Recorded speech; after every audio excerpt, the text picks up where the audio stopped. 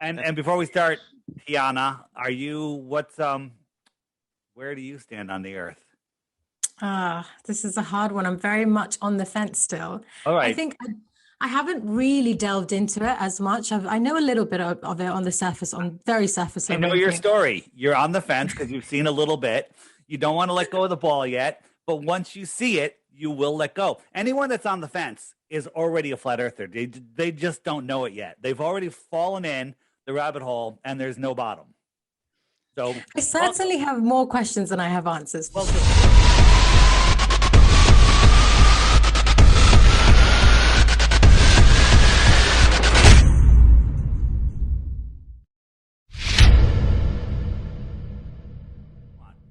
Okay, so hello everyone. We have the wonderful David Weiss here with us today. And AD and I have actually been trying to get you on our podcast for ages now. I don't know what happened, but I'm so glad you're finally on. And David's been quite, I think it's safe to say, quite a monumental instrument in the progress of the flat earth theory. And I'm just so excited to delve into today's question. So welcome, Dave. How are you? thanks for having me. I'm doing great. Love talking to people that are on the fence or don't believe in flat earth yet. And I believe that's where you are.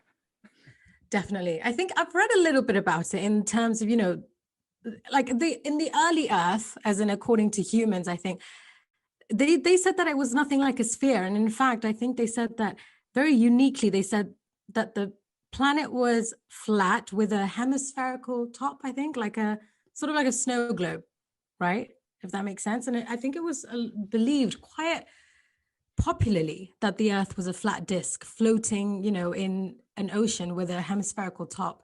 And this belief actually in the flat earth was so strong among, a lot of people at that time. I find it really interesting that even after, it was apparently established in the 3rd century that the earth was indeed round, the idea wasn't actually widely accepted until I believe the 15th century. So So, that's interesting. my question to you is where are you getting your information from? From the people that were in control. You're getting your information from literally the No, but people. this proves flat Earth a little bit, doesn't it? Like in the sense that it took why did it take such a long time for them to believe that the Earth was round? Well, Because I think you have your day. You're right, but it's worse. I think that they convinced people the Earth was round in the mid 1900s. oh, Not that long ago, mid mm, 1900s, they were teaching flat Earth everywhere. But then they came up with Aristophanes, the story of the sticks and shadows, which doesn't if you want to look into that, you'll see that it doesn't prove anything. If anything, it proves the Earth is flat. But they brainwash everybody into believing, oh, the Greeks figured it out 2,000 years ago with an mm. experiment that doesn't work.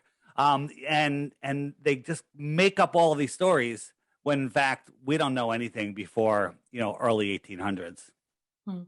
I have a theory that the 2 world wars, the First and Second World War, was their perfect opportunity to delete as much history as possible. Absolutely. And create the history that they wanted for us to live with. You can imagine the trauma that all the Western countries went through and after the 40s to then shape the 50s and 60s, and then all the textbooks that came out, like you say, from the Rockefellers had all the textbooks. So this is what happened in the 1800s. Right. So they deleted everything. They have everybody in the indoctrination system, in the public school system, and they purposely underfund them. And then the Rockefellers will send them books at a fraction of the actual cost to make the book. Okay. They're not making money on the books, at a fraction of the cost. That way, no competing book company, let's say you and I get together and say, hey, we're going to write a better science book. The schools can't afford it. And they're going to get the curriculum from the approved curriculum. And it's just a giant game. It's a giant scheme, if you will, to indoctrinate people into these world beliefs. Like one of the first sheets a kid brings home from school is where are the planets? The planets, the orbits, the sun, the moon. I mean, you might even remember that sheet bringing it home. It's the same sheet they're giving kids today that I got. Okay. I have a young daughter, and the brainwashing on every single cartoon, right, the dinosaurs, the planets, the moon, everything. It's in everything. everything, and it's just frying my brain. Dinosaurs, planets, but then they also throw a little truth in there, like the new Pinocchio, the 2022 Pinocchio with Tom Hanks. Let's not even get into what Pinocchio represents and Tom Hanks' role in it. But he's Geppetto, and Pinocchio goes outside for the first time and goes, "What's that bright thing in the sky?" He goes, "Oh, that's the sun. It circles the earth every day." Boom. Right? Little flat earth truth right in a new movie. I didn't know that. Yeah. Yeah, I won't watch Tom Hanks or any of those. Yeah, I know. Anymore. I just saw that clip, so it's very interesting. Yeah. So take this anywhere you want, but the question when you're ready is, what makes you think the Earth is a globe besides somebody in a bow tie told you? True. I can't really think of right. why I arrived. Right. Well, you'd get 3 Bitcoins. three Bitcoins for one proof. But is that actually real, Dave? You're actually offering a prize of 3 Bitcoin. 100% real. You know why? Because the Earth is not a globe. I mean, it's plain and simple. Now, what is the flat Earth exactly? God, we have a lot of questions. We know we have questions. We know we don't know a lot of things. But globers think they know everything. They think, oh, well, the Earth goes around the sun, the moon goes around here. We're traveling at all these different speeds, all these different, motions, but we don't feel it. We're spinning at 1,000 miles an hour in a curved trajectory, not in a straight line, in a curve. So that rim speed and the drop is beyond anything I think a human could even withstand. We're orbiting at 66,000 miles an hour. We're chasing the sun at about 500,000 miles per hour. Okay. But we don't feel any of this. Now they go, well, you're already in motion. Well, all of those motions are curved motions, right? They're not straight lines. But when you're flying in an airplane or on a bus or on a car or on a bicycle, going in a straight line on a perfectly smooth road, you can feel those motions. 50 miles an hour in a car, 500 miles an hour in an airplane. You could feel that you're moving forward. But the 1,000, the 66,000, the 500,000 miles an hour in all these different directions, you can't 66,000. 66,600. 600, yeah. Right. So, but you can't feel any of them, right? So this is what you have to believe if you believe in the globe. And the sun, like where the sun is today, if you had the whole universe, it's 4.5 billion miles somewhere else next year on the same day. And then it's 4.5 billion miles farther the next year. Okay. But somehow when you look up, all the stars are the same. All the stars are the same on the same day at the same time every year. Go out. I tell people, take a picture of the sky from a certain point in your yard and then put a note in your calendar to do the same thing on the same night, the following year and the following year and the following year. And all of the stars will be the same. Does that make any sense to you? That's interesting. Wow. Can I just say, I took your advice on that. So June 2021. Yeah, on the recent chat I just did. You don't know this, Tiana, but I went on a chat 2 nights ago.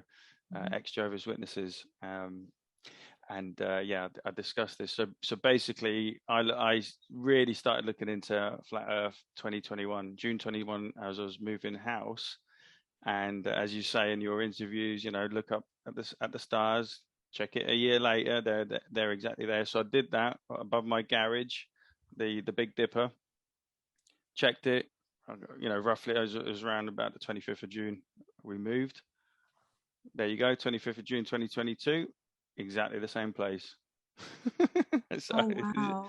Yeah. So and I have been paying attention to the stars, which I never did before. The way the moon moves across the sky, and the way the sun moves, and you can see once you know the sun's path, you can see it coming towards you to the summer and then going away. And it's going to do exactly the same thing as it did last year. Since I've been in the house, I've got points of reference now that I've been paying attention to it. So that, this is how farmers in the olden days used to be able to, judge when they needed to sow the seeds and all of this, because of the sun's path. So where does the sun go if the Earth is flat, and how does it set? How does it rise? Great question. Okay, let me just show you one thing in reference to this. I show it on all my shows. This is the hypersonic rocket sled track. Okay, it's going to go by at Mach 8.6. Watch again. You can't even fathom this. And if you Google it, if you Google hypersonic sled track, you'll get this video and you'll hear it. It's shocking to your body how fast it's going. What, ready? Mach 8.6. Can't even see it. You have to believe that you are traveling 10 times faster than that, orbiting the sun. Okay? And you're chasing the sun 100 times faster than that. 100 times. You can't fathom twice as fast. As a matter of fact, you can't even fathom this speed. You can't fathom it. Okay? But then we go outside, we see stuff like this. What does this tell you? What does your God-given common sense tell you? We're not moving. I've been fortunate enough to have seen places like this in New Zealand. There's a place near Milford Sound called Mirror Lake, which I've got many photos of. I used to live in Milford Sound. And yeah, the lake, every time I went past it was always calm and like a mirror lake. So, right. Like, well, you know, and it wasn't just like a one-off. It's what's holding that water from flowing away, right? Not what's holding it down. What's holding it from flowing away? No, not what's holding it down, because everyone, gravity is your superhero. It's the only thing that holds the ball together. But we're going to take that apart today. Okay.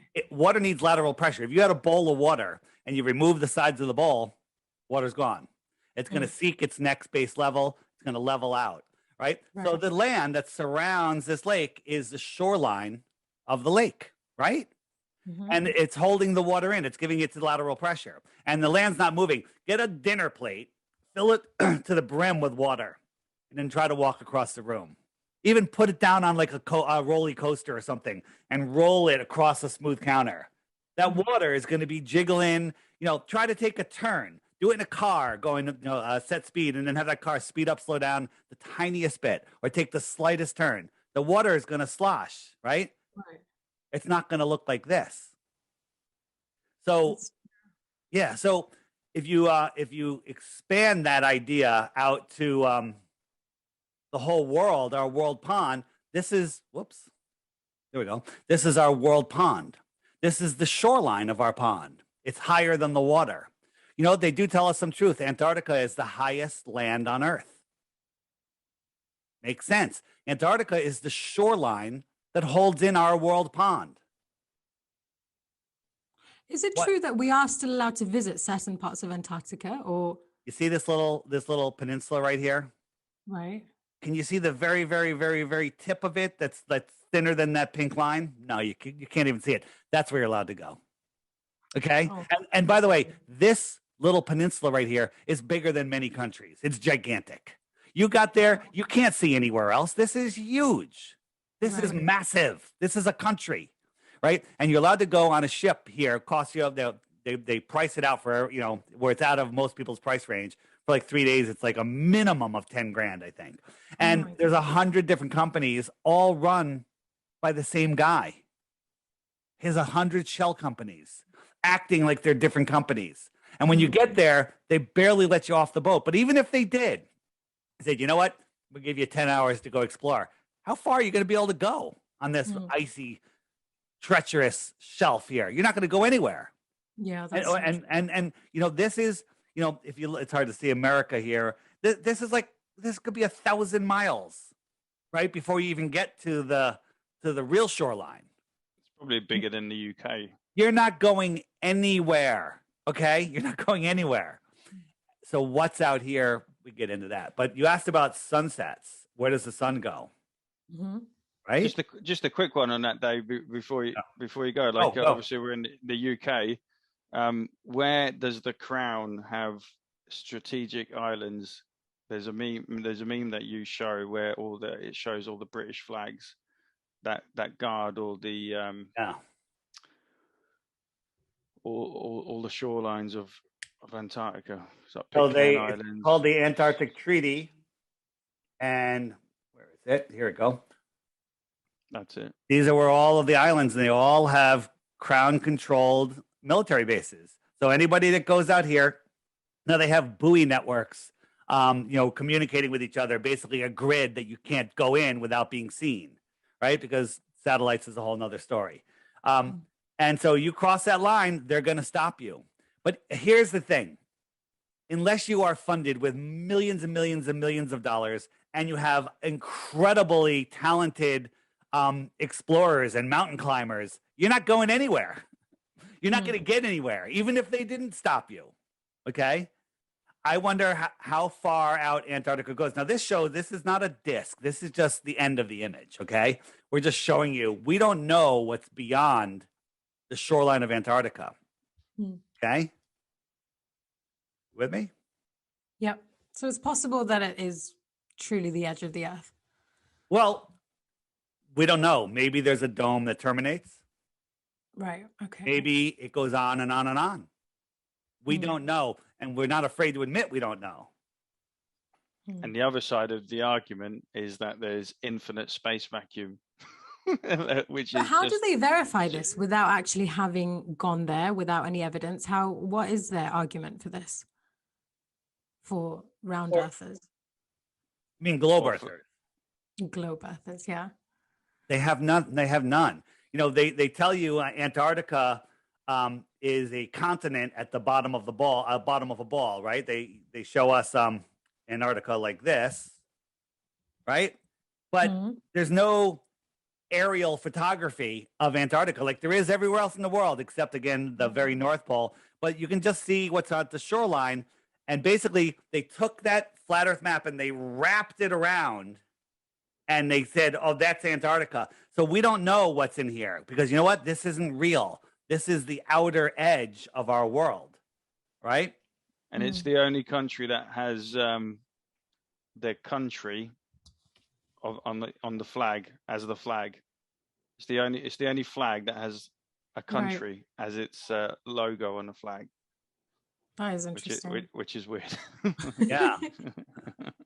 I'm trying to find my. I have an animation. I have to figure out where that is. Right. All right. So, where does the sun go? Where does the sun go? So, it's all about perspective, and there's three layers. We have the Earth, terra firma, the oceans, the Earth, and we have the atmospheric layer, and we have the celestial layer. All right, you with me? Yep. And everything, as you look into the distance, just goes together. Everything comes together. The land layer meets with the atmospheric layer, and then the top layer, the sky, meets with the atmosphere. It all just comes together in perspective. All right. So I'm jumping all over the place here. There it is. So here is an example of just some street lights meeting. They just merge with the road. Here's the sun.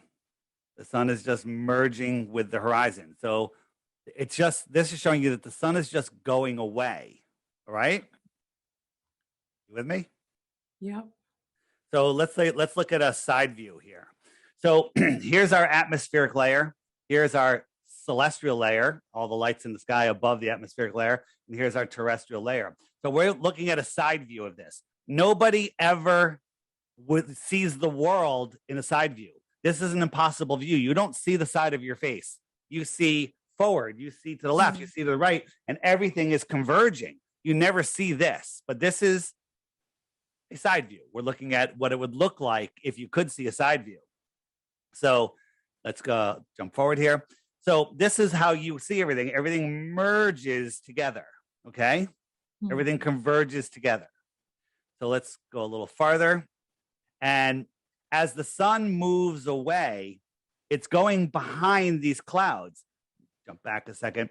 When you're looking up from here, you can see up, you can see the sun. You can see up, you can see the sun, right? But as it gets farther and farther together, you can't see through. It becomes opaque, okay? It becomes an opaque line. So here it is.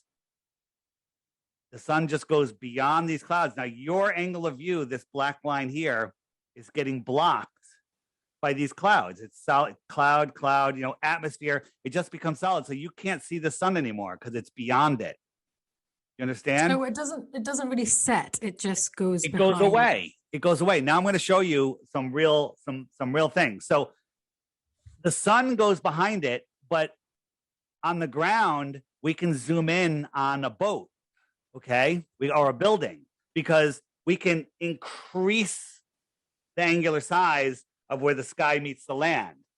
But we can't increase the angular size beyond the atmospheric dome of opacity, I call it, or a deck of opacity, because we're underneath it. We can't see through it. We can't see through it. It'll become a little clearer in a second. Okay. So let me show you my, where is it? Oh, in the wrong one, sunsets. So this is a little experiment that I did in my kitchen. I know you're very familiar with this, but it's a good one. I am losing all my stuff here. Everything got moved. Here it is. Sorry about that. All right. So this is not it. Wait. Why does this? Oh, I have something else clicked off. Sorry about that. Here we go. So here's my kitchen counter. It's my flat earth kitchen. I got this line here. It's the path of the sun. And I'm viewing it from a celestial vantage point. I'm up high. Okay. And so this could be mountains, a city skyline, or the cloud deck. I'm above it. It's opaque. The sun never goes below it. Now I got a camera on the counter on the other side. And now I'm looking up at this. Look at this line. Does it look like it's level? It is. I just showed you it's level. Does it look like it's going below this opaque barrier, which is now at eye level? Okay. Oh, wow. It went below it, but it's not. Now look, I zoomed in. Look at that line. If I showed you that first and said, is that level or is it going down? You'd say it's going down. Yeah, I would. And this is just going beyond it. So here's my simulated sunset versus a real sunset. And look what it's going behind. This is the atmospheric deck of opacity. And if I zoomed out on this picture, all of that would just merge into a solid line. So this sounds like a stupid question, but where are the people, as in, what about the people who can see it from, well, basically when it sets from my perspective, what are other people on the other side of the earth seeing? Oh, they're seeing it rise as it comes towards them. Okay. So, I've seen. Sorry. Go ahead. I've seen many sunsets at Cafe Del Mar in Ibiza exactly like that.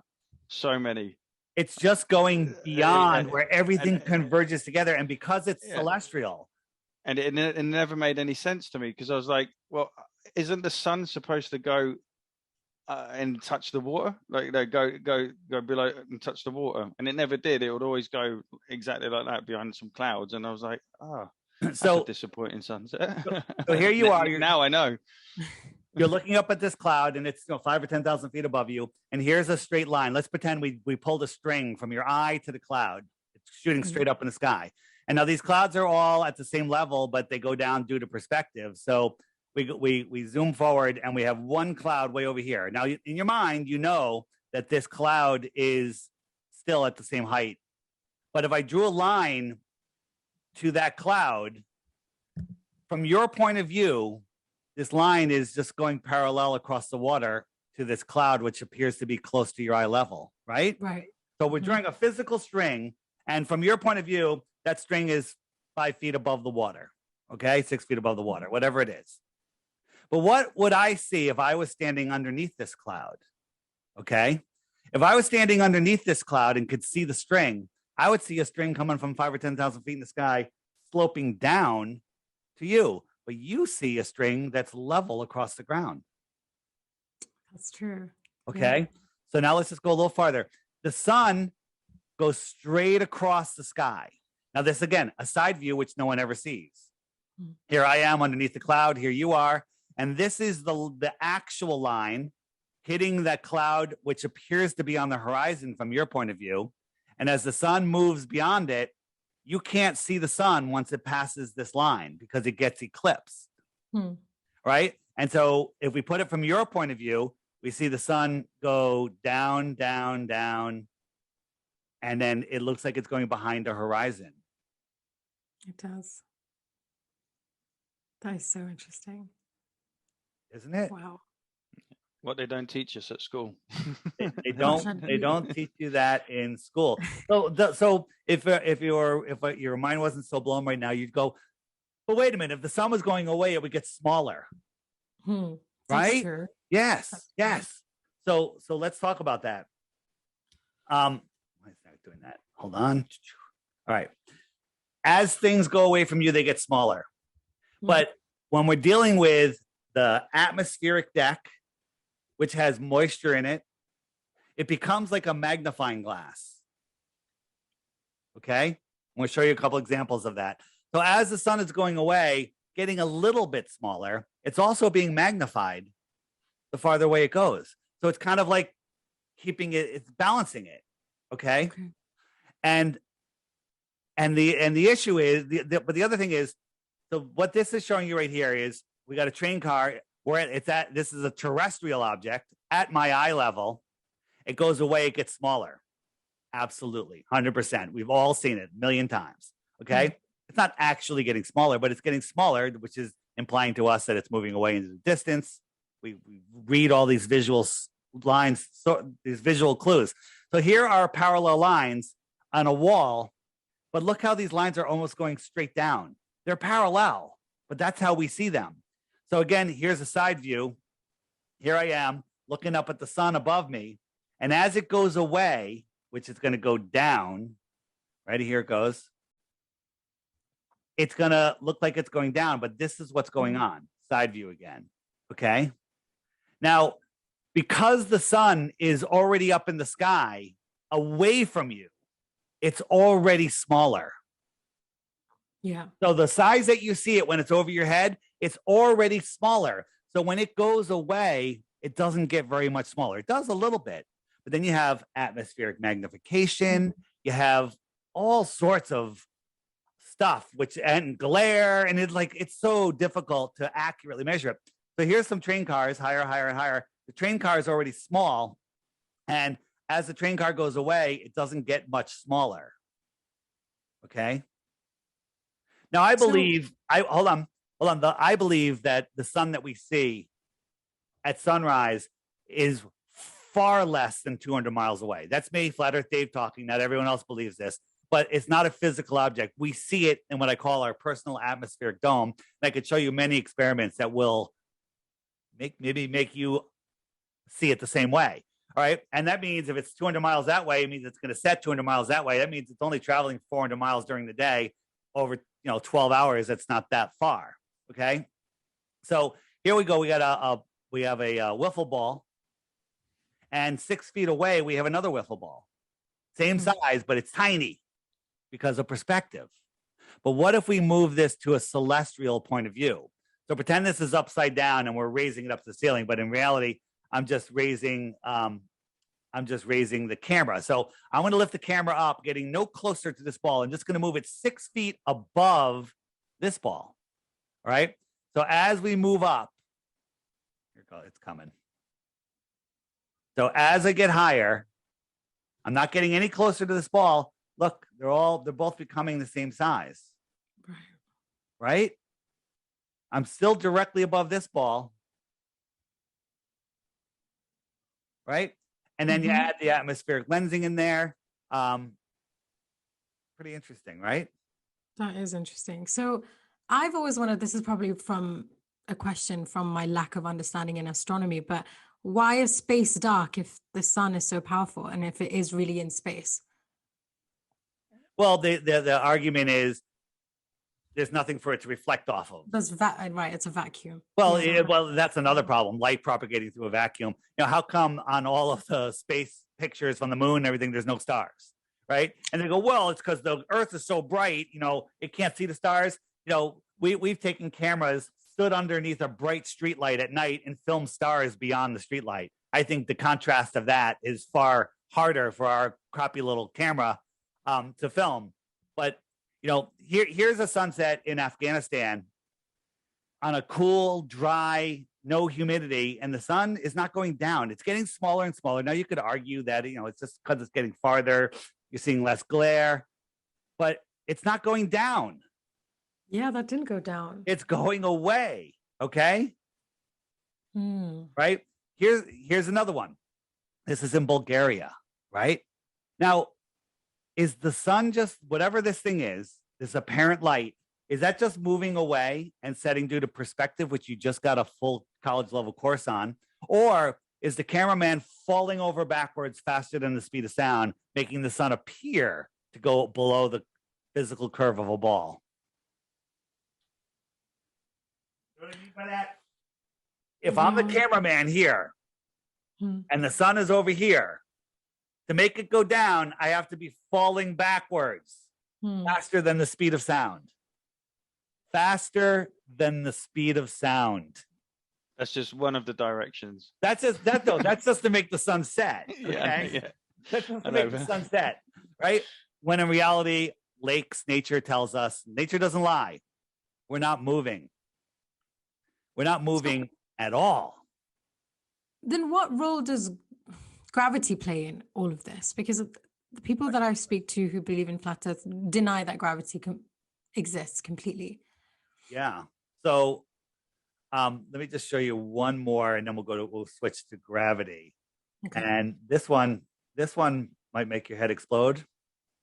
So cool, dry day, looking west over land, no humidity, freezing, below freezing. So there's no humidity, super clear day. The sun was way up here, and in 5 minutes time, it went down, down, down, down, down, down. And it should just keep on going if we were spinning at an even pace, but it didn't. It went down, down, down, down, down, and stopped. I'm filming this from a drone at a pretty high altitude.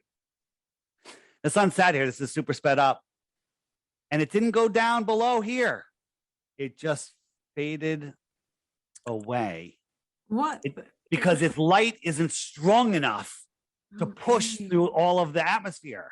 Okay. Now, my friends were at the beach over here. They saw the sunset from the bottom up, just like in all the examples I just showed you 10 minutes earlier. Wow.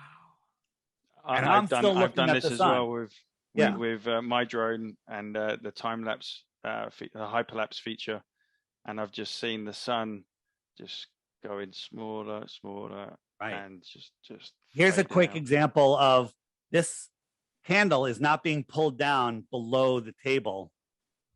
It's not being pulled down. It's just being pulled away. And we have a lens here, which is acting like the atmosphere.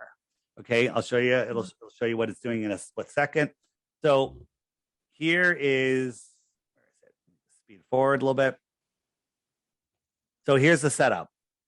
We got a little dolly here with a camera on it. We got the iPhone filming. And as it just goes away, it looks like it's dropping down. Oh, yeah.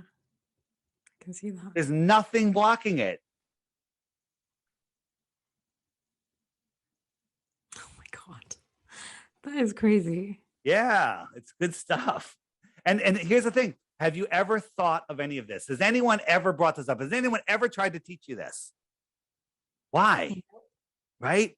Here's another. This is one that our fellow fallen flat earther, Rob Skiba, the sun is dropping. It's setting. He's just pulling it away. Filming it here. Here's the atmosphere. He's just pulling it away. And the sun sets. And you ask what people on the other side would see. They would see it rising, but here it comes, rising. Put a landscape in front of it. Exactly what we see. Wow. There you go. That's interesting. So gravity. Gravity. Can I just say one word about gravity? And this is just my theory on it. No. Gravity is trying to pull you 6 feet under. I like it. I like it.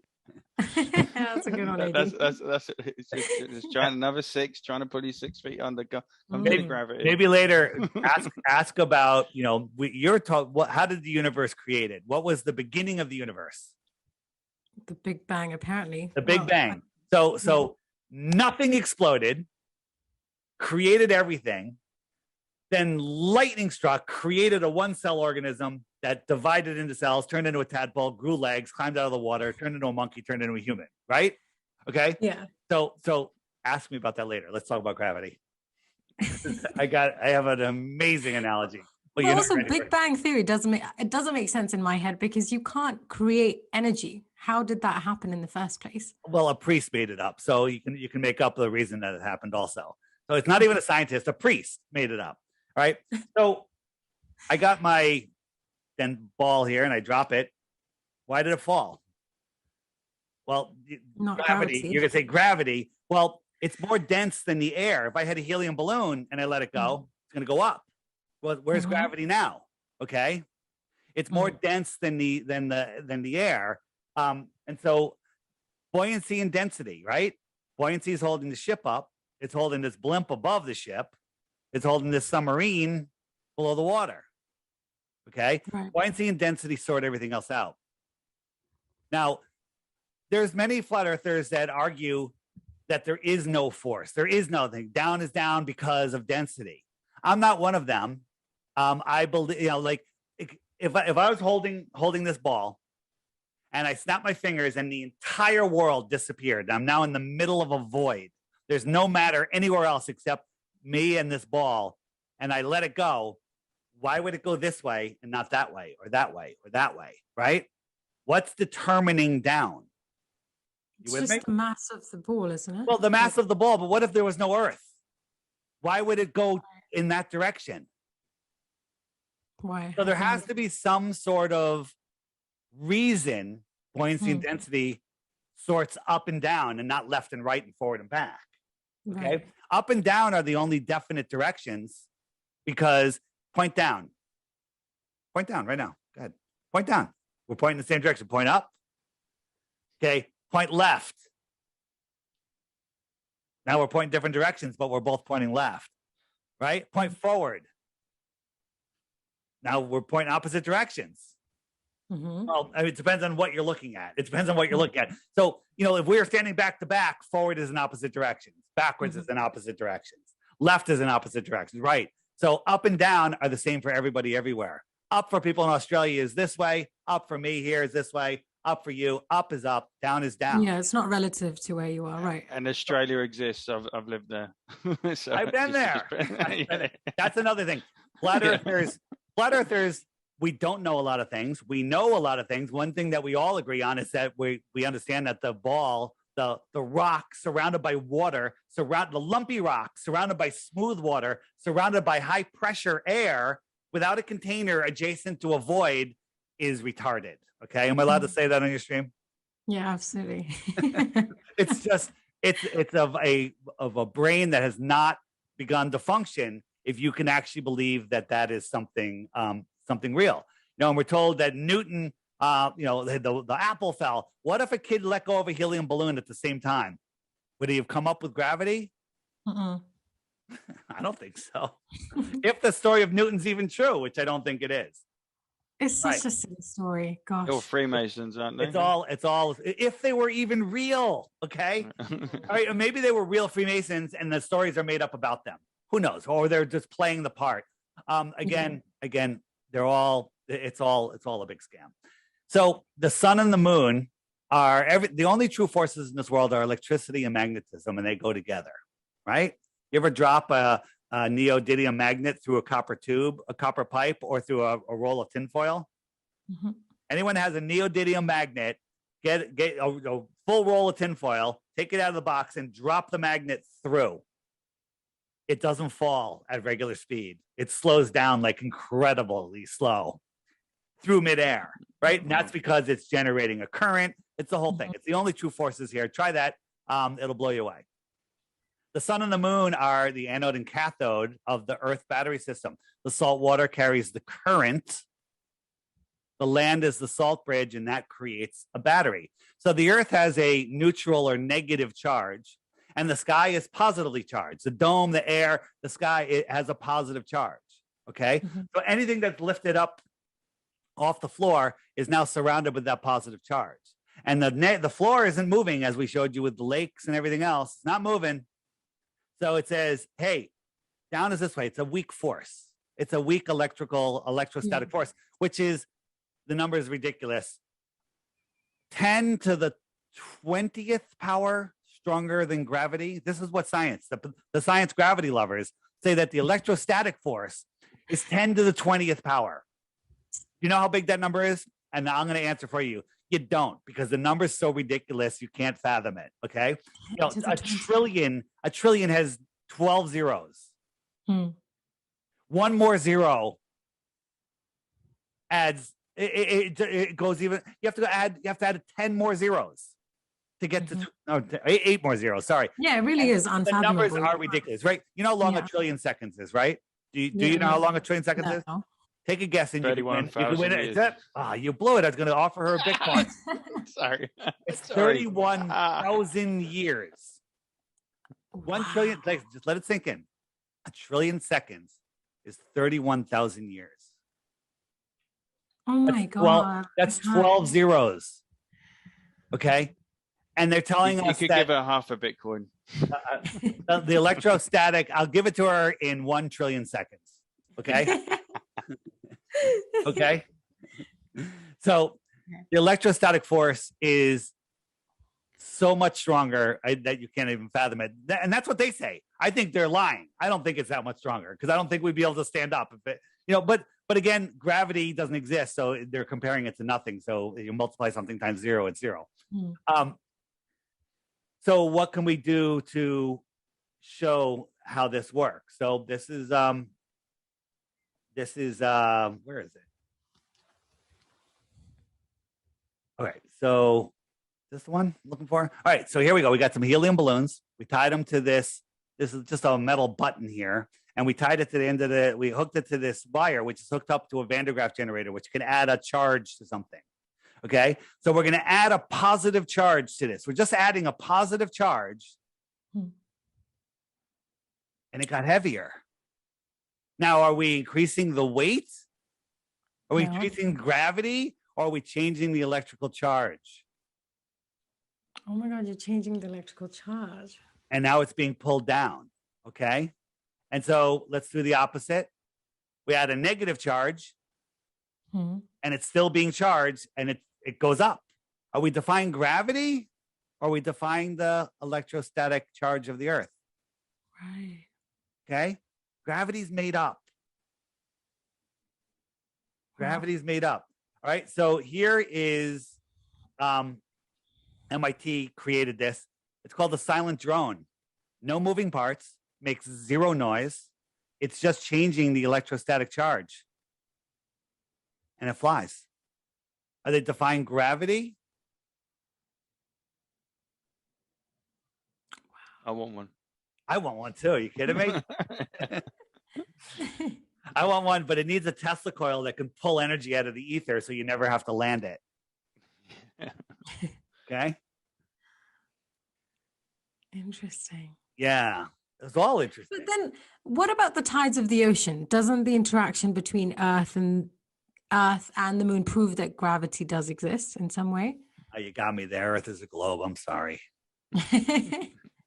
So let me first give you the official story on gravity. And if you actually look on the tides, I'm sorry, on the tides. If you actually look at the actual tides and whatnot, they don't line up with the moon. Now they do have some correlation to the moon, but why is there a higher tide when there's a full moon than when there is a new moon? Because in the heliocentric system, the moon is still there. It's just not lit up. Right? When there's a new moon, it's still there. Matter of fact, it's right near the sun. So the sun and the moon should be pulling on the gravity. It should be massive tides. Right.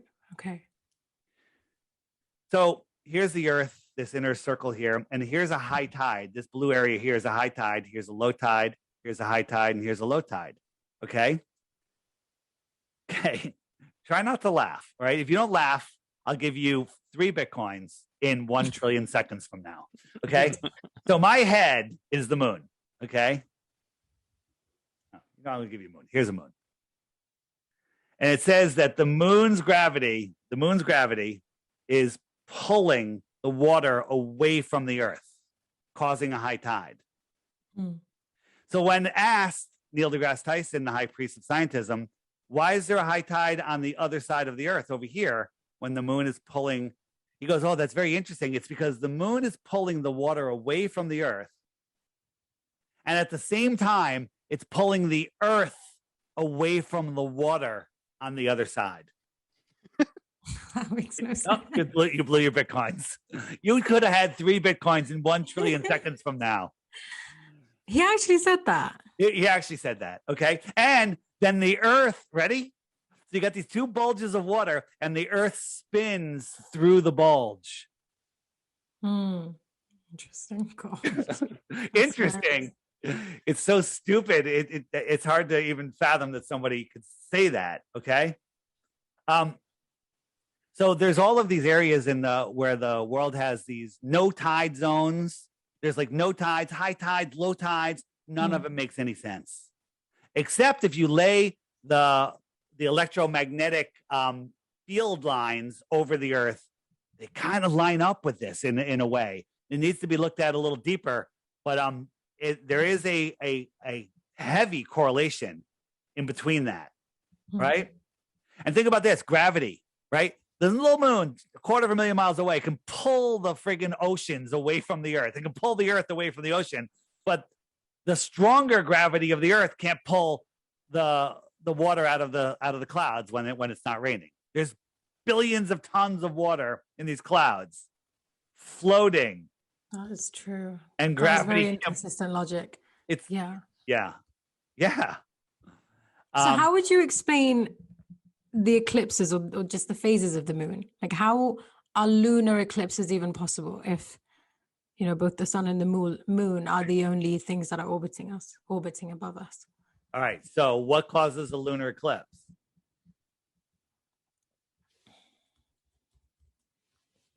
So a lunar eclipse is when the sun casts the Earth's shadow onto the moon. That's what they tell us.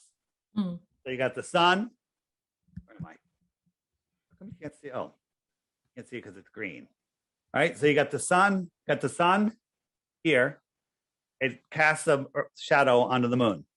So as the moon comes in between the sun, it casts a shadow on the moon. As the Earth comes between the sun and the moon, or sun and the moon, it casts a shadow on the moon. That's what we're taught. Yeah. And it's a curved shadow, right? It's a curved shadow. But do you know that when you I can't show you here, when you use a sphere to cast a shadow on another sphere, as it's coming on, it comes on as an ellipse, it spreads out, and then it leaves as an ellipse. Okay. So let's there's actually an eclipse. I think it's coming up this year. I forget when it is. It's called the impossible eclipse. It's called the Seleninian eclipse. And it's where the observer, who always considers themselves on the top of the Earth, can see the sun and the moon both above the horizon. What does that mean? If the sun and the moon are both above the viewer's horizon, that means that the Earth is not in line with them yet, right? Because the Earth is below that direct line. Well, we had one recently, and the eclipse came in from the top. Oh. If the Earth was coming up, right? If the Earth was coming up to eclipse, the shadow would come in from the bottom. The bottom, yeah. Right? But it came in from the top. So what does that mean? So what it means is it's not the Earth. Am I making any claims as to what it is? No. Right? Now there's the Vedics and all these other ancient cultures talked about Rahu and Ketu and these dark bodies in the sky. And black sun. All sorts of different sun. things. So I have hold on a second. Where is it? I think I have a new video. That's not it. Well, let me show you this first. So this is an eclipse that I filmed. This right here is an eclipse I filmed. It was a little hazy outside, so it was really easy to film it. And we don't see the moon. We just see something eclipsing it. Okay, you with me? So this is an actual eclipse that was being filmed also. And the eclipse is literally this, whatever this is how much the sun is eclipsed, but you can't see it because it's so bright. It's just blowing out the lens, but it's like 85% eclipse right here. But we see these two little mini eclipses going on. We're like, what are those? Well, this one is clearly a lens flare because we're moving the camera around, but this one's not bouncing around. This one is locked into position with the sun. Not a lens flare. What is it? I said, what if that's the source of the sun? What do I mean by that? That the sun is like a rear projector. You ever watch on a movie screen with a hanging sheet? You got your picture on the sheet, but if you look through the sheet, you can see the source. Yeah. Okay. So no one ever sees the moon eclipse the sun. They never see it approach. They never see it eclipse. And they never see it exit. But here we got the source, we got the projector. This bottle cap is the eclipse, and you don't see the bottle cap. You only see the apparent sun being beamed into your sky dome, into your apparent sky. Well, here it is again with a thinner sky, and I got the eclipse coming in. Here's the eclipse, and here's the source. There's the source behind, and this is the eclipse. And this is why you never see the sun. Look, it looks the same. It looks the same. So am I making a positive claim here? No. I'm saying that this is a great explanation. Could there be another one? Yes. Is the heliocentric one possible? No. So there's things that we know that can't work. The Selenian eclipse doesn't work. This does work. Can demonstrate it in a model and filmed it. Why can we see this and not see it all the time? Well, the sun is 85%, 90% dimmer right here, and we're able to see it from the right angle under the right conditions. But when the sun is up in the sky, you can't see it. It's so bright, you can't see the projector behind it. Okay? Flat earthers say that light bends by large amounts and its speed also varies by large amounts, right? But to give us this illusion of a round earth. But what do you think causes that effect on the light? Well, when light goes through a different medium, when you're looking at light through different medium, through water, through moist air, it will refract. It will bend. But they use that refract. Oh, well, since it refracts that, every time you see something that's too far to see, it's due to refraction. Here's one for you. Without getting too far off topic. So here's a viewing spot in Illusion, France. Out here is Mount Canigou, but it's 185 miles away. At 185 miles, using the Earth curve calculator, which is 100% accurate, from this altitude, the very top of Mount Canigou should be a half a mile or more below the horizon. You with me? It should be below the horizon. Can't see it. Well, you can't see it. So here's the question: can you see me right now? If I turned off all the lights in my room, could you see me? You're seeing the light that's bouncing off of me. Well, the light that's bouncing off of Mount Canigou at 185 miles away doesn't have the strength to push through all of that atmosphere, and it fades out, just like I show you the sun faded out in my sun fade out video, okay? But the sun is brighter than the light reflecting off of Mount Canigou. The light over here is brighter than the light that's bouncing off of me, right? So twice a year, when the sun travels in between the tropics, twice a year, the sun will line up with the viewing spot and Mount Canigou. And when it does, all of a sudden you can see Mount Canigou. And the very top here should be over half a mile below the curve. But it's here. It's right there. It's not a mirage. It's blocking the friggin' sun. It's right where it's supposed to be, right? But the globalists will say, oh, no. That mountain is over the curve. The sun is already set, but it's refracting up and magically stopping at eye level or about eye level. Okay? Every year. Every all the time. Yeah. Every year, all the time. Okay? It's a mirage. It's gravity. It's all they got. They got nothing, right? The globalists, the anti-flat earthers, the ones that are deceptively, purposely lying, they even admit that you can't see a physical horizon. On a ball, they say you can't see a physical horizon. Here goes my hand. It's a boat, and it disappears behind a physical horizon. Zooming in, can't see. Zooming in, it's still there. Physical horizon, it's hidden, right? But on our world, the Earth is an optical horizon, right? So in the distance, everything comes together. But if I zoomed in to where the sky meets the ground, I can increase that angular size and I can see it again, right? So there's nothing out here. So we have the sky meeting the ground. I'm zooming in. I'm making the optical size bigger and bigger and bigger as I zoom in. And look, there's a boat. Did I zoom over a ball?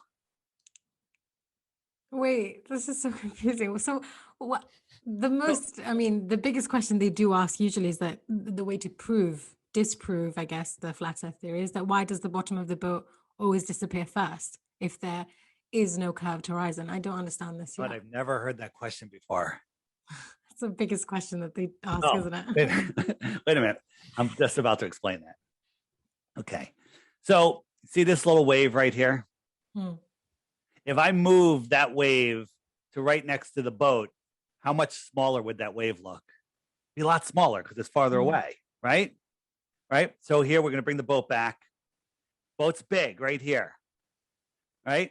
As I move away, the boat's getting smaller and smaller, and these waves in the foreground here are hiding the boat. Oh yeah, that's true. It's called the It sounds wave so front simple. edge. It's called the wave front edge. And now also the angular size of the boat has become too small to see. Okay? It's become too small to see. Now as I zoom in, it's getting bigger and bigger. We're zooming in more and more. Now, if their waves are a little bit bigger, you might not even see this boat until we get this close, right? And so these waves are hiding the boat. The waves in the foreground are hiding the boat. Okay. Let me, I got another one.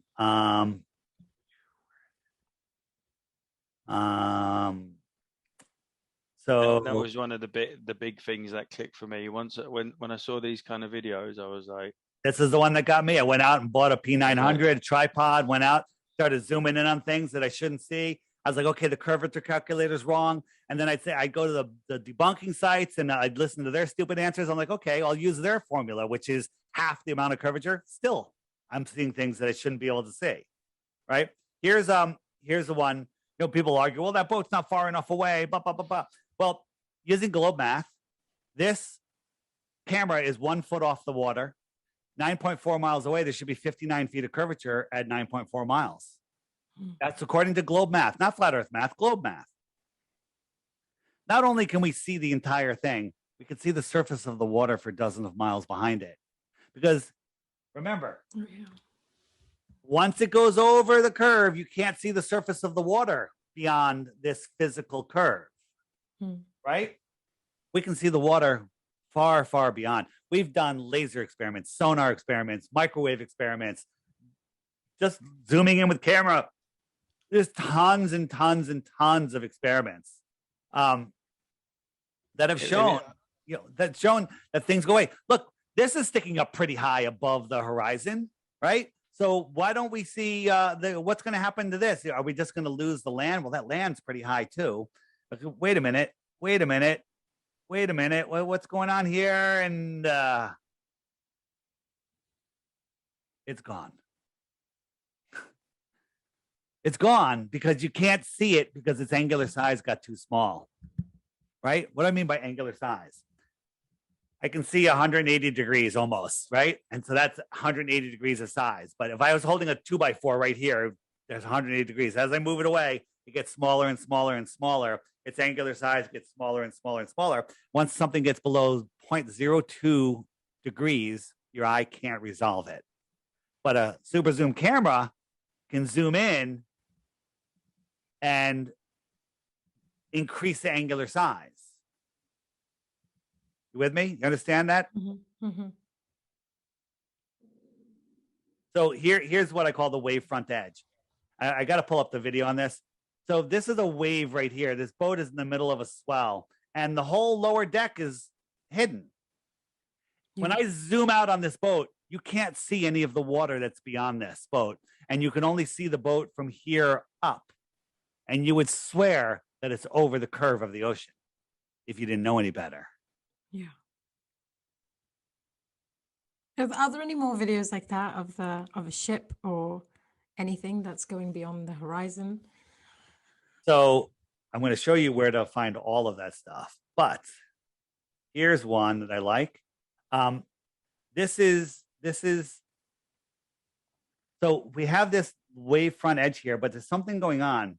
You can't see, it's kind of fast, but you can't see behind this. This boat is going out into the mirage, and you can see it's miraging below it. So if that boat wasn't there, you would see the horizon right where this hard line meets this nondescript water.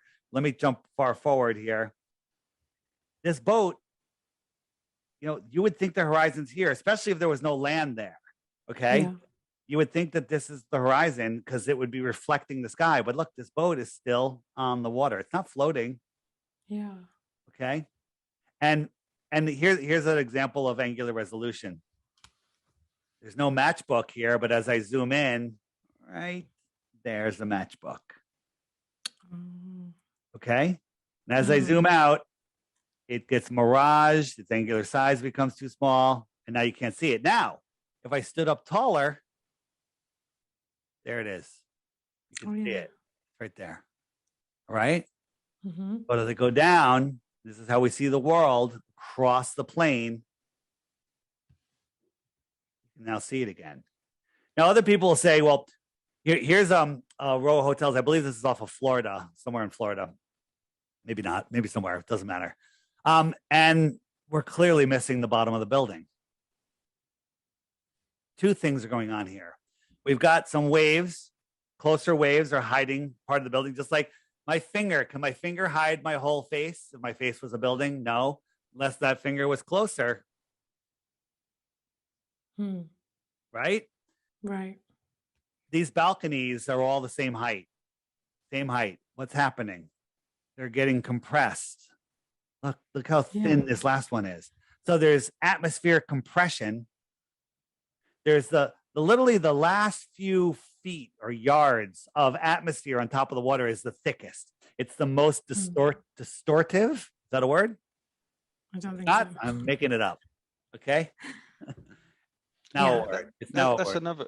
that's another thing as well. If it was a globe, the buildings wouldn't be like that. Well, they would argue that it's like such that. a little difference that you wouldn't notice it. They want their cake and eat it too. But here's the thing: atmospheric compression, wavefront edge, end of story. Okay. And now when I zoom out on this building, this whole building disappears because your eye can't see it. It's too small. It's only because our Nikon has gave us flat Earth cameras that prove the flat Earth. They don't know it.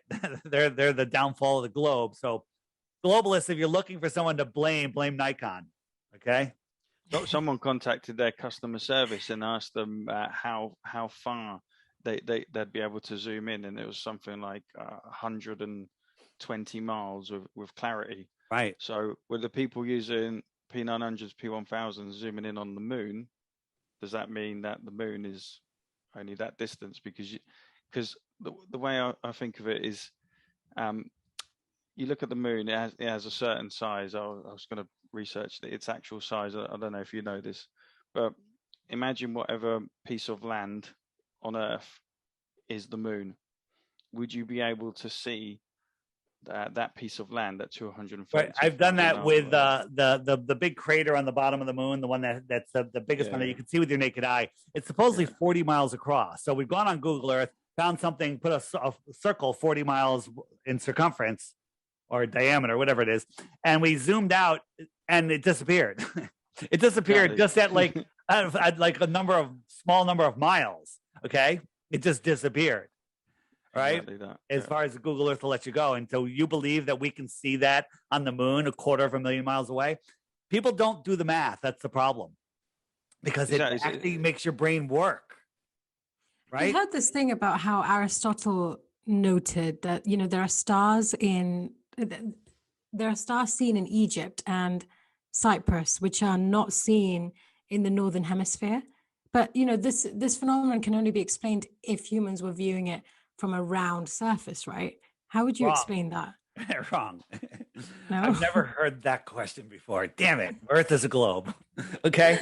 So this is just showing you a time lapse over Skunk Bay. No tide here. The beach disappears. The buildings disappear. Atmospheric distortion hides things sometimes, not all of the time. Okay. It's just a thing. Okay. And this is a time lapse over the Suez Canal, 100 miles long. This should be over 100 miles, a mile of curvature, right? Or it's 1,000 miles. It's 1,000 miles. Is it? No, it's 100 miles. It's 100 miles. So it's 6,600 feet of curvature, over a mile of curvature. No curvature. It's just flat. Okay. So let's talk about the Nile. I was thinking. Yeah. Well, that's a good one. But what's that? 4,000 miles, and there's only like 1 foot of difference. Right. There's right. I mean, I could argue on the globe side for that, but it's such a ridiculous argument. So, sun perspective going down. Okay. So, if I was over here, I would see the line going the opposite way. I would see it. This would be the high star, and this would be the low star. Right. The low sun. right? If I was right underneath where the sun is on the flat Earth plane, you with me? Mm-hmm. I would see it the other way due to perspective. Right? If you were having a side view of that, you would see us, the sun going straight across and both of us standing under either end, right? We'd be like this. The sun would go dit, dit, dit, dit, dit, dit, dit. But this guy sees it going like that, and this guy sees it going like that, right? So here it is. So you and I are in a room together. 10-foot high ceilings, big empty room. It's it's got random lights in the ceiling. And we both look up and look, that makes a heart, that makes a bull, and we're drawing pictures, right? Mm-hmm. Now we expand the room to 10 miles wide, and I send you 5 miles down the way. Have you ever been? Where do you live? What state? What country? Where are you? I'm in the UK. You're in the UK. England. So do you have any giant hotels like we have in Vegas, Las Vegas? These hotels are so big. On the Bellagio, if you go to one end of the hallway, they have lights in the ceiling. The lights at the other end of the hallway look like they're touching the rug. Right. Imagine if that's only a hallway. I don't know. Is it a 1/10 of a mile? Right. I just sent you 5 miles away. Not only is the ceiling going to merge with the floor, I'm no longer going to be able to see you. Mm-hmm. Call you up on your cell phone, and I'd say, look up. Tiana, look up. What do you see that heart and that bull? No, I see a dog and a sword, right? I see different, and I'm like, I don't see those. That's true. Yeah, that makes sense. Right. Here's the thing.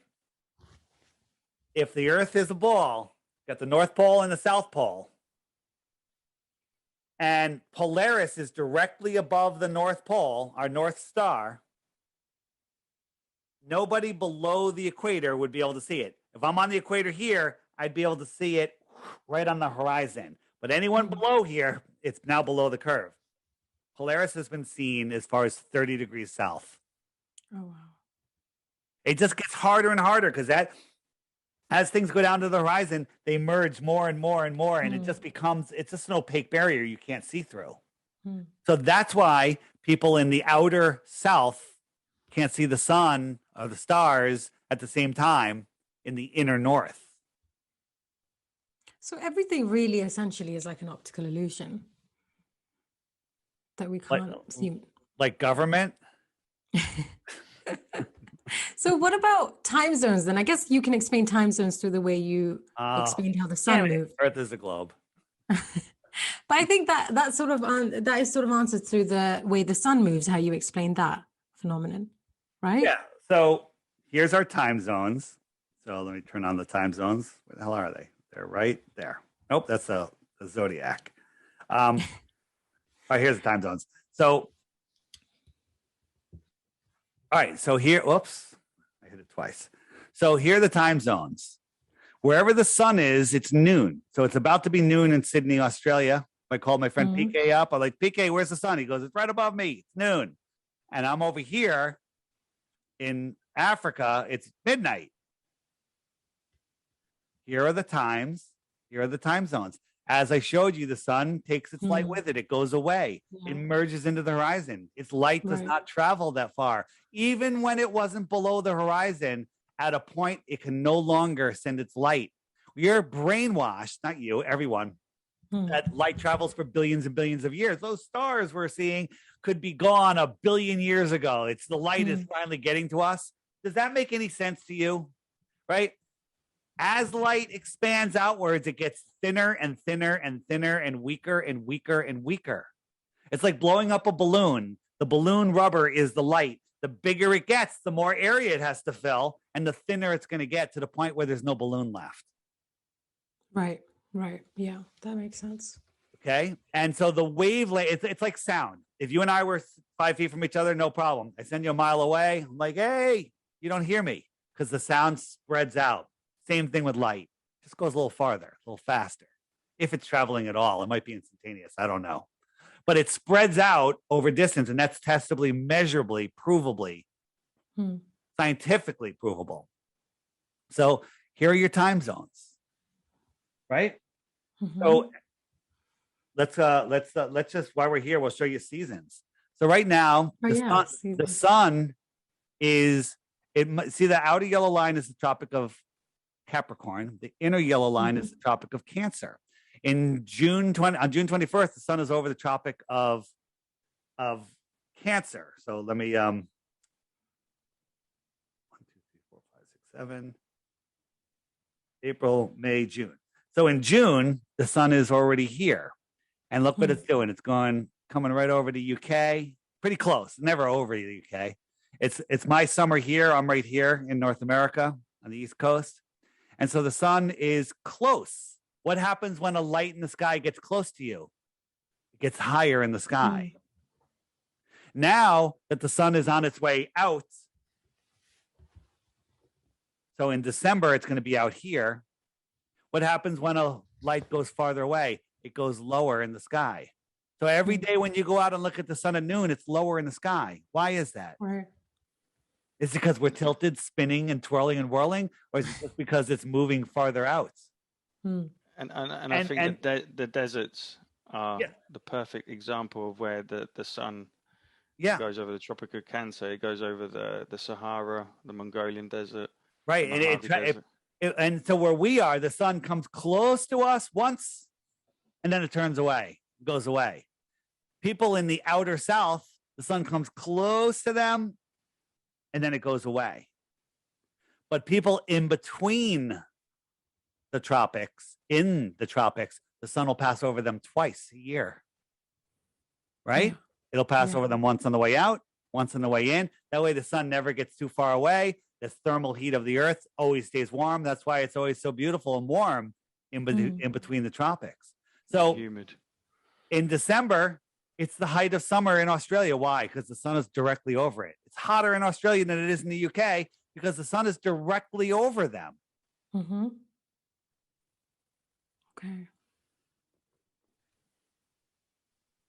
And this is an experiment you can do. In the height of winter on a freezing cold day, go outside at noon where the sun might be 50 degrees off the horizon in angle and look at it and see if you can, how warm it feels. See if you can take your gloves off for a little while. It gets cold where you are, right?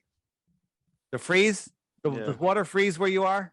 Sometimes it's rarely, but okay. Well, here, when you breathe in through your nose, your snot freezes. Okay, it's that cold, right? And so, looking at the sun in the winter, I can't feel the heat on my face. Do you know in the heliocentric model they tell us the sun is 3.5 million miles closer to Earth than it is during our summer? Right. So I'm looking at it. Yeah. Upside down world. So I'm looking at the sun at the high point for the day in December. I can feel the heat. I can barely feel the heat on my face. It's freezing outside. But in June, when the sun is 3.5 million miles farther away, at sunrise, where the sun is literally at the farthest tilt it could possibly be from my position, and they tell us that this tilt causes the season, I'm tilted all the way away at sunrise. I can feel the heat immediately and warm. I get hot. That's because it's close.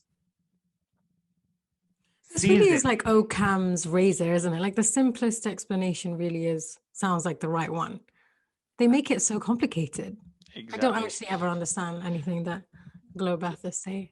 So you don't use your common sense. But maybe but I always, fault that on my lack of understanding of astronomy and just astrophysics in general, because they can very easily outwit you when you don't know enough. They want to say, you don't have a degree, where did you get your degree? Well, the people that have the degrees are the most indoctrinated. I took 4 years of astronomy. I was awesome at it. Okay. I was amazing at it. Yeah. Horrible. It's all nonsense. It's all lies. It's all made up stuff, but I was good at figuring out the math and, look, that light that they tell me is Saturn. That's, 30 million miles away. Did you have a telescope? I had an observatory for 4 years at my disposal, like a rooftop observatory. We were in there 3-4 nights a week. Okay. Oh my God. So your mission wasn't always proving flat Earth?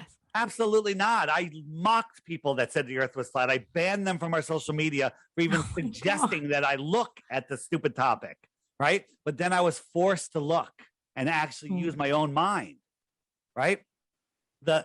So the big question, which we should get to before we run out of time, is why? Why the lie? Yeah, why the lie? Other than the fact that it makes us it denies the fact that, something created us, or that there is a God, perhaps. That's a good one. Other than that, used also, Dave, what about the fact that there are other space agencies, right? NASA's not the only one. How come they're all in such unilateral unison? Why is there such a general consensus over the shape of the Earth? Is there a lot of polarity in the scientific community with this, other than just flat earthers? So all of these other space agencies, they all are part of it.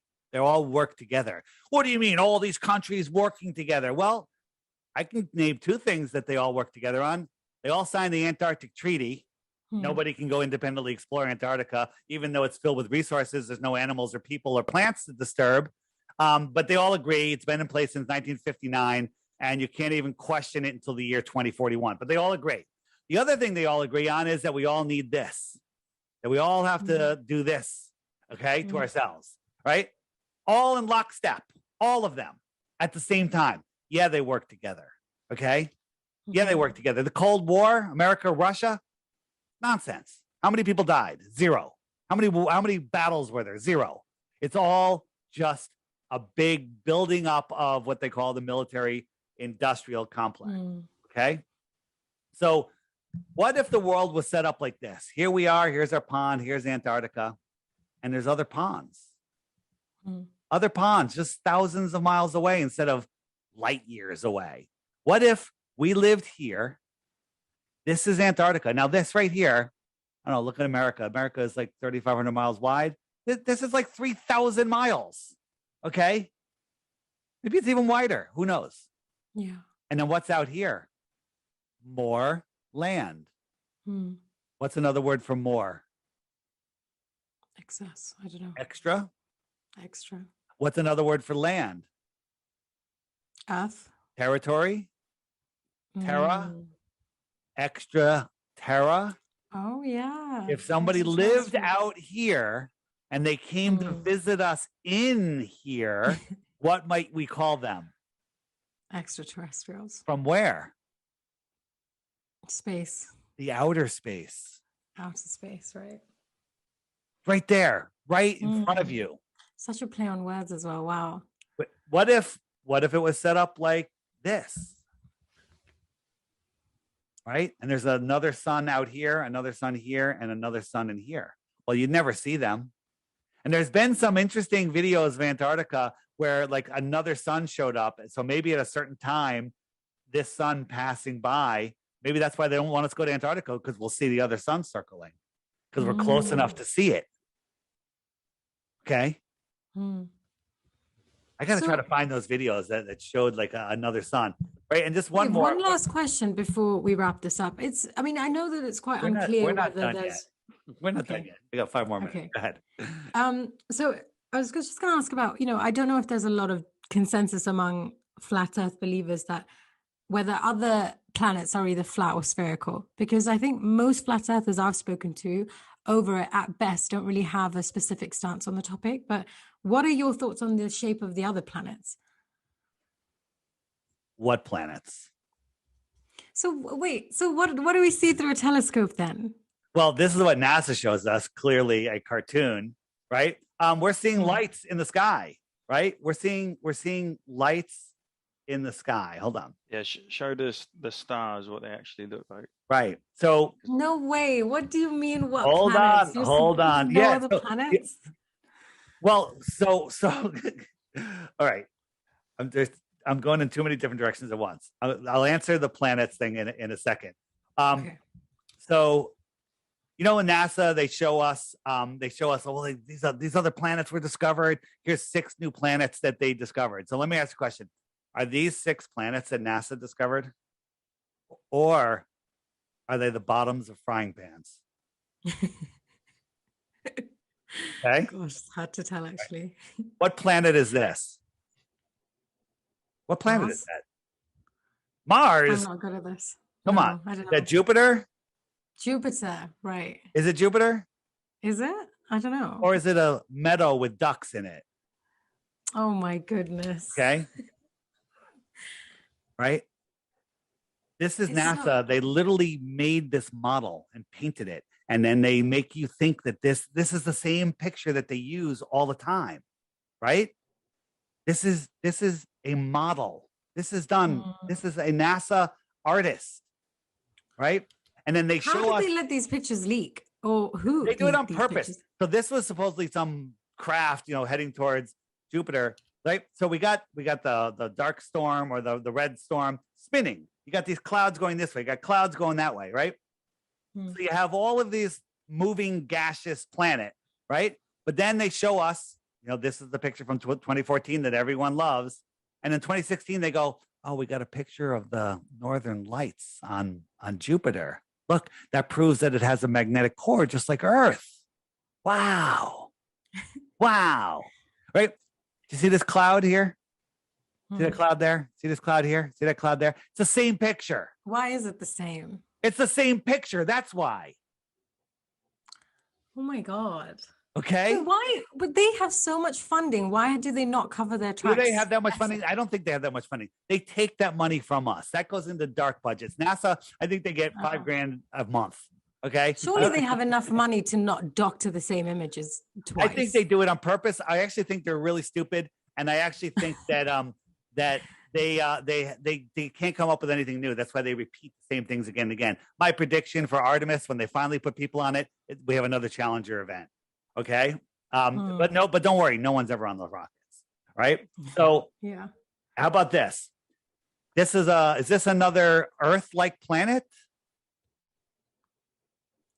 It looks like Earth. Yeah, it does, doesn't it? But in reality, it's just a rusty old propane tank. What the hell? With a fisheye lens. All right. Oh my God, I feel really stupid right now. It's because that's the problem. Why people can't accept flat Earth because they have to admit that they were really stupid. I was so stupid. I believed all this nonsense. This is Venus. Now, is this in focus? Maybe not. But what's it showing us? It's showing us that Venus is not a planet. It's an energetic light in the sky. And when you do the math and look at the sizes of these planets and stars and everything, if you believe in planets, you believe in stars. Okay. So our sun is a yoga ball and the Earth is a small marble next to that yoga ball, right? The size that they tell us. So we move the sun 93 million miles away and I'm standing on that marble and it's the size of a coin held at arm's length, right? The sun is about the size of a coin, right? If I doubled the distance, it gets smaller, right? It went from filling, if I was right next to it, it'd fill the whole sky. Now it's the size of a coin. Double the distance, it gets smaller. If I doubled that distance, now it's 4 times as far away. It's a lot smaller. Could you see it? If I doubled it, now 8 times farther away. That's a light hour. 8 times the distance is 1 light hour. The distance light travels in an hour, supposedly. It's scientifically provable that you couldn't see it, but let's just be safe. Let's make it 24 times farther than that. A light day away. 24 times away. There's no question. No one could even argue that you couldn't see the sun. 24 light hours away, a light day away. They tell us Polaris, our North Star, we can see with our naked eye, is 48 times bigger than our sun. So if I made it 48 times farther than a light day, that's 48 light days away, right? 48 light days away, you couldn't see Polaris. How far do they tell us Polaris is? I'll give you A, B, or C. 48 light days away, 50 light days away, or 430 light years away. C, I'm going to go with C. Good answer. Okay. But you may be wrong in the future because they're talking about it might be 100 light years closer than they've always told us it was. Right. So they're just pulling things out of their rear ends. Okay. Yeah. So and the stars used to be called the planets used to be called wandering stars. Right. Really? Yeah. Right. And so when we look at Pluto, this is a picture, I forget what Voyager or whatever took a picture traveling at 60,000 miles an hour in deep space, got this high res picture. that has a desert or whatever that looks a little bit like the dog Pluto. Maybe that's just my imagination, but it looks like the friggin' dog Pluto from Disney. Okay. It does. And didn't that happen it in does. the same year in the 30s Right. as well? And here is, I think this is one of the moons of Mercury. Has, I don't know, that's just a coincidence, right? Right. And then they recently got this picture of Saturn. We got the Northern Lights again, proves it has a core. Look at this. Look at this. That Look is at this. that is hilarious. Right? Professional Photoshop. You see the latest picture of some new planet? So what happened with Wow. Pluto? The fact that they And said, you can even see the moon on this planet. Let me see if I can zoom in on that. Oh, and I'm sorry, it's a rotting orange. Okay. Okay. wow, that is intense. And it's really interesting because my mother actually sent me this video, and and I'll actually link it down below because it's this former NASA and what do they call the Lockheed Martin, right? The Lockheed Martin. Well, she's an employee, was an employee there, who said she was told by some of the engineers that she worked with that the Earth was flat. And yes, there's been many stories. There was a NASA whistleblower out just recently that his father was security when they faked the moon landings. I had a guy that was emailing me back and forth. He was moving out of the country and then he disappeared just when it got interesting, really, really interesting. And the Earth is demonstrably, provably flat. This is what NASA shows us. This is what real life telescopes show us. Okay. There's been a Polish astronaut who said that the Earth was flat. He wasn't expecting the question. You can find it on YouTube, and also a Russian cosmonaut. Right. This is the star Sirius. Does that look like a burning ball hundreds of trillions of miles away? Remember how big a trillion is, right? Or does that look like some energetic, sentient, if you will, part of this living system that we're in? Okay.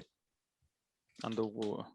Yeah. Wow. So what do we think is above and below? Well, again, anything above as high as we can actually get or beyond the shoreline of Antarctica is speculation, but there's lots of evidence that'll show us. There's a lot of people believe that space is water. A lot of the rocket launches that we see, it looks like they're skimming along water, trying to break through. And NASA, with all of their terminology, the Sea of Tranquility, docking ships, they're all nautical terms, everything that they do in space. These are other stars. Okay. Here's one. This one you can see with your naked eye. It's the star Capella. Look up where it is in the sky. Look, it looks just like this. What is this? This is a burning ball, right? And then this one is Arcturus, another fascinating one. Right? It looks like that when you're looking at it in the sky, but then you zoom in on it. How am I able to zoom in with my P900, P1000, 125 times zoom if this thing is trillions and trillions and trillions of miles away? I can zoom in on this, but New York City, which is 25 miles away, I zoom in and I can barely get any detail. I can zoom in on the moon and I can get incredible detail. I zoom in on the World Trade Tower now, and it's like, which one's closer? The moon or New York City from Connecticut? Wow. I've never Can I thought of ask these you about questions, that? actually. You actually saw the New York event happen. I did. In real time. Yeah. And not on TV. I saw it with my own eye, in real life. Yeah. So have you ever measured the distance from, where it is to where 25 you were miles. standing? 25 miles. Okay. Yeah. So yeah. I mean, it was like where I was right there. It might have been like 22 miles. I saw the whole friggin' thing. And we call that day 9/11 clear. Okay. Because it was so clear. I've never seen a clearer day ever than when that happened.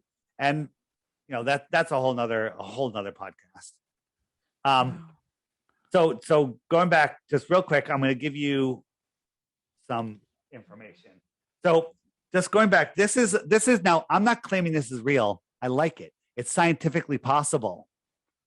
Versus the closest star is 4.5 light years away. That's what they tell us. 25 trillion miles. Okay. So if you're going a mile per second for 31,000 years, you'd only be 1/24th of the way there. Right? Let that sink in. If you're going 100,000 miles an hour, which is unfathomable, it would take you 28,000 years to get there. So the idea that aliens coming from our closest neighbor, where the other ones are magnitudes farther, coming here and crashing in New Mexico or whatever, is ridiculous. It's scientifically impossible. What if we lived here? What if we lived right here? Right? In this pond. And we're trapped here by the powers that be, having us believing that we're living on a ball, and all of these other pieces of the plane, puddles on the plane. What do you call a piece of a plane? A planet. A planet. It's a piece of the plane. What if these were all of the other worlds right here, just thousands of miles away? You know, maybe from here to here, maybe that's 10,000, 20, 30,000 miles. Who knows? 50,000 miles. It's still close compared to light years, light minutes. None of this isn't even a light minute across. Okay. This is scientifically possible. We're trapped here by the powers that be that don't want us to explore. You know, there was airships and stuff that travel all around the world, but they demonized them with the Hindenburg, hydrogen's too dangerous, and then NASA controls all the helium in the world. NASA controls all of the helium in the world. What does that mean? NASA owns all of the major helium companies in the world. So if you wanted to start a dirigible inflated company, you wouldn't be able to get the helium. How clever. Wow. Yeah. So I've got to give it, they are actually really clever. This is my app. It's the Flat Earth Sun, Moon, and Zodiac Clock app. It's available for your iPhone or your Android. What do you have? Android? iPhone. That's amazing that you have an app. This is, wow. And that's because if you Google Flat Earth, you get nonsense. You get a bunch of stuff that they want you to see. The ones that control the world. Okay. But every day, this is what I tell people. Just get the app. It's $3 and then just watch the daily video each day. Each day there's a new video that shows up here. Watch it. And after 2 weeks, if you can come up with one globe proof, send it to me. You win 3 Bitcoins. But before you do, you have to hit the question mark button. And when you do, up comes, I just loaded the app, so it's got to load for the first time. Up comes the questions that you're going to ask. Hey, Dave, what about eclipses? What about ships over the horizon? You asked me about more ships over the horizon. Click that button. And up comes videos that YouTube won't serve you. These are all hidden. These are all hidden videos. But the first one right here, 10-minute video, watch that. It'll explain everything. This is the best video showing you what we're seeing as a ship goes away. This woman filmed the ship going away and is showing you drawn lines, showing you exactly what's happening. And then once you see that, then you can start to see. And so there's that. Then I have, this is more resources, like our interview. When you post it, will be right here under interviews. So all my interviews are here. There's over, in this playlist alone, there's over 600, I think. These are some great TikTok channels, other stuff, Globebusters 24/7, biblical flat earth stuff, all sorts of stuff that'll keep you busy for years. Okay. And then books, kids books, amazing. Adults books, right? One of my favorites is The Iron Republic. Great book about people that moved out of here in the 1600s beyond the ice wall. There's an advanced civilization there, and an explorer, an actual congressman or a politician from New York in the late 1800s left here. He was disgusted, and he found his way through an opening in Antarctica and lived there for years, and then came back and told the story of this advanced civilization. All sorts of fun stuff, flat earth products. That's amazing. How long did it take you to develop this? It's never ending. It's never ending. This is homeschool stuff. This is homeschool curriculum right here. All sorts of stuff to educate yourself and your children. And then the biggest thing on here now is here's the thing. Are you married or relationship? Nope. Here's the thing. Once this digests, you no longer can date globies. I'm sorry. Okay? But the good news is There are tons of people, tons. So let's just zoom in. This is just my area here. Let it load. These are all of the people just around me that have the app. And so, oh my God, that is a lot of people. You can click on somebody, and you can send them a message. You can look at their profile, see if they're single, see if they're interested in work. This is becoming. This is a flatter / dating app. It's a dating app, job app, friends app. Because here's the thing, like, so people that are awake to flat Earth, we all have a lot of the same understandings of the world. That the nonsense that's going on is nonsense. That we don't live on a globe. And all of these people, male or female, they're all super attractive because their minds work. They're amazing people. Okay. And so let's, if I click this little button right here, the little probably all unvaccinated as well, right? So there's that. I would say 99.99% of them. And the only ones that did it because of some life circumstance that made them do it. You're in the UK? Is it, where are you? You said you're in the UK? Yep. Plenty of people around you. Plenty. This is the UK, right? That looks like everyone, doesn't it? There's a lot of people everywhere, and why is it like more people in certain areas? Well, it's because those are people that, I mean, these are populated areas.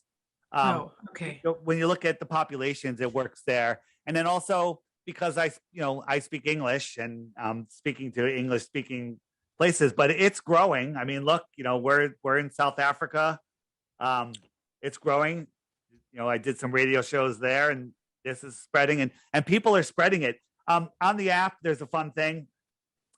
This shows you your status, and if you click it, so these are the different levels. These are the number of people that I've referred. So I just have I think I'm a crab, whatever. Yeah, I'm the crab. I have 28. Did I say 28? And as you gain points, your icon, your dot will change so people can appreciate how well you're doing. And then there's to send messages to people, to use the weather app, to use I have a thing that pings you every time somebody downloads the app, which is kind of fun. You're like, yes, another globey dies. Okay. I don't mean dies, it means is reborn as a flat earther. Those are premium features. You have to pay a subscription. The subscription, ready for this? It's $11 a year. Okay. $11 a year. If you ever bought anybody a drink in a bar, I think it should be worth way more. That's $11. And guess what? I have a new thing. I have a new messaging system coming up that's going to be amazing. Coming up any day now, actually. Bring it on. You don't, if like a lot of people like, I'm on my parents' account. I can't do the subscription. You can use referral points. 11 referral points buys you a year subscription. So if you have 11 referrals, boom, cash them in. You got a year subscription. Okay. £11. Wow. 11. That's it. Nothing. You're like, I'm not spending that 11 pounds. Hey, are you not going to put the price up as time goes by? You know what? Everyone's keep telling me to put the price up. I don't want to put the price up. I want to put the price down. And if I give enough people, I can even I made it, doing the referral thing, that doesn't pay for the app. The app costs a ton of money, right? And it costs a lot of money. It's almost 5 figures a month now. It actually probably is 5 figures a month now. Okay. But that's okay because we're there already. We're there. We just need people to keep referring. But here's the thing. It's not about the app. It's about getting through Google censorship. And this app is, it skips Google censorship. Like when you watch the daily video, the next one that auto plays isn't a Google pick. It's my pick. Okay. Right. Okay. And when you hit these other buttons, if you go into the images button, lots of great memes. A lot of people, let's say you're out in a noisy place and you're trying to talk flat earth. You show them some memes, you're like, look, the outer lands right here. Or you can flip between all these different things. And there's I got some users that have made some awesome memes. And you just flip through the memes. The memes will wake up. Look, memes. This is a meme. You were taught this in school, this meme. There's no proof. You ask about what's below the earth. No one's ever gotten below 7.5 miles. Whether the earth is flat or a globe. So flat earthers say, We don't know what's below 7.5 miles. Globers say, oh, this is, we know we during that 7.5 mile dig, we were wrong every step of the way, predicting what we were going to hit. Then we hit an impenetrable barrier. And now we know what the next 4,000 miles is. Okay. This is nonsense. This is a meme that you were brought up on. But this is a great way to show people what's going on. And the other thing is, if you're competitive, if you hit the little Ward Cup, this is the leaderboard on people that have done referrals, the top 100 people that have done referrals. So this is just something new. So there's not a lot of big numbers on here yet. But our big guy right now is Caleb, who's got 718 referrals. This is fake. I was just testing the app with Zach today. I needed to find him, so I gave him 500. He'll be going back down to 4 when I'm done with this. So, Dave, if you were so interested in astronomy, why didn't you just get a degree in astronomy so that you can actually? But I was like, what am I going to do with astronomy? Like, what am I going to do? And be, but when I realized, it's just for the sake of all the people that debate you and say, oh my God, you're not even credible enough to speak on this. Because it's like, get a degree in baloney. It's pure and total nonsense. I don't need a degree. You know what? For people that want to debate scientifically, we got Austin Whitsitt. He's one of our guys, okay? And he knows the science so well. He's so much better than me at it. And so talk to him, right? I'm here. This is Flat Earth 101. We did 101 plus a little bit with you today. This is the beginner basic levels. I bring people in like, look, this is it. Now that you got it, now you can start watching. Watch Globebusters on it's on every Sunday, 3 p.m. Eastern here, or you can just watch it whenever. Globebusters. It's a great show, and they go over, just you can learn from that. Learn from the app. Go to, just watch the daily video. The daily video alone. And if you don't want to wait, click the archive button, and you get all of the years divided by months, divided by videos. All of them, all the way back from the beginning. The best flat Earth information ever. It's right here. Amazing. And one thing I'm going to announce on this show, first time ever. It's almost finished. The planning. We're doing a True Earth Mount Meru virtual summit on November 11th, and anyone around the world can sign up. You join, watch it live, ask questions, and we have a whole bunch of presenters. Some I'll wait for the list to come out, but we got some great presenters, and it's not all flat Earth. It's all true Earth and truth. It's going to be an amazing summit. So keep an eye out for that. And you'll actually on the app, if you hit the little shopping cart button, here are this is my T-shirt shop and all sorts of fun stuff. But right here we have Flattoberfest, right, which is anyone in the U.S. It's coming up October 20, 21, and 22 in South Carolina. That's going to be a great conference. But as soon as we announce the conference, it'll be right here next to that. All right. So that'll be November 11th, 2-day conference, virtual. So you can watch it from your phone, wherever you are. You can watch it from your TV. You can watch it from your computer. And if you join the conference, you can even watch it if you missed it. You can watch it. You can watch the replay. That's amazing. Well, this has been quite the insightful conversation, Dave. And when it comes to when it comes down to it, like all that anyone really knows is what they're taught, unless we really just take 10 minutes to actually question every fundamental tenet of our belief system. But I remember asking a lot of questions in school, but I think the teachers took quite an instant dislike to me as a student because I was so inquisitive. But I genuinely think that, belief, a lot of people believe things, right? And I think belief really is like the enemy of knowing. And belief is, that's a Crow 777 statement there.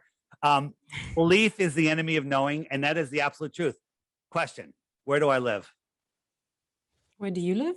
Yeah. Where do you live? Where do I live? What country do I live in? America.